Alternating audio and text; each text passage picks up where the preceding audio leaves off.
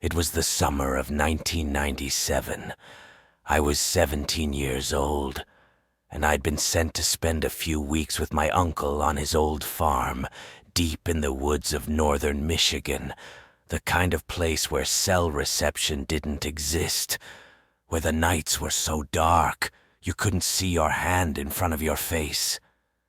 He lived alone in a creaky 2-story farmhouse, surrounded by nothing but forest and farmland. No streetlights, no neighbors, no noise. Just the hum of cicadas by day, and the suffocating silence by night.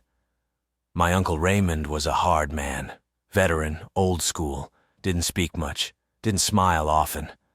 The first thing he said to me when I arrived was, "After sundown, keep the doors locked, no matter what you hear." I laughed, thinking he was joking. He didn't laugh back. The days were long and quiet. We'd wake at sunrise, tend to the chickens, fix things around the property, chop wood, eat dinner in silence as the sky turned gold, then red, then black. There was no internet, barely any radio reception, just me and Raymond, and the endless whispering of the woods.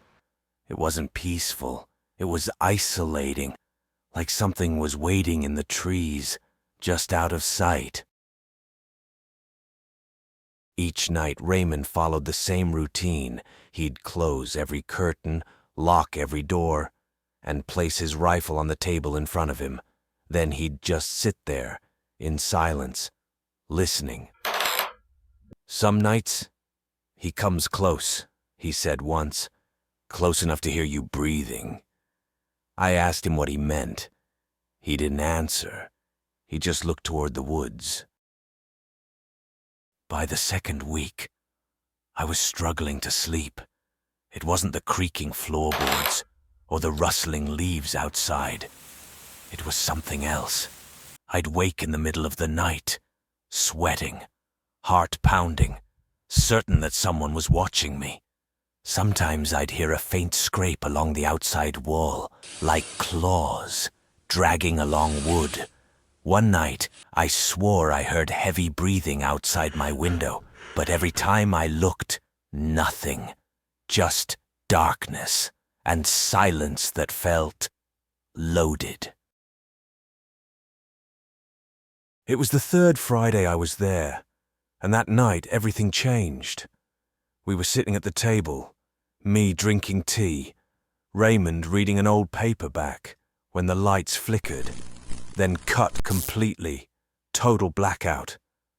"Stay here," he said, standing up. He grabbed his rifle and walked to the front door, paused, listened. Then he slowly turned the knob and opened it a crack. The cold air hit me. So did the smell. Imagine roadkill left out for days, mixed with wet fur and old blood. It hit like a wall. I gagged. Even Raymond covered his nose. "That's him," he said. "He's close." I asked, "Who?" Raymond turned to me slowly. "You'll see." He stepped outside. Slowly. I followed, keeping close behind. The wind had stopped. The night was dead silent. No bugs, no animals, no sound at all. That's when we heard it. A branch snapping, maybe 20 feet away. Then another crack. Then a low growl. Deep, guttural, unnatural. Raymond raised his rifle. "Back inside," he whispered. We backed up slowly, step by step. Then I saw something between the trees. 2 glowing yellow eyes high off the ground, staring right at me. It stepped forward. Its body emerged from the shadows, massive, covered in dark fur. Its head was unmistakably wolf-like, but its body was humanoid, arms too long, hands too big, fingers ending in claws. It stood upright, towering over us. It didn't snarl, didn't attack. It just watched. Raymond shouted, fired a shot. The creature flinched, then turned and ran, faster than anything I've ever seen. One leap cleared the entire barbed wire fence, and then it was gone. Back inside, Raymond poured 2 glasses of whiskey. He didn't speak for a long time.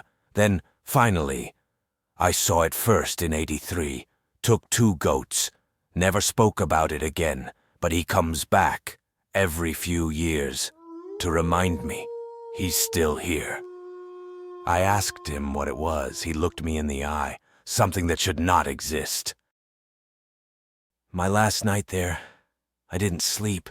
I watched the woods through my bedroom window, waited. At 3:17 a.m., he came back, didn't move, didn't growl, just stood there, at the tree line, watching, almost like he was saying goodbye, or maybe promising to follow.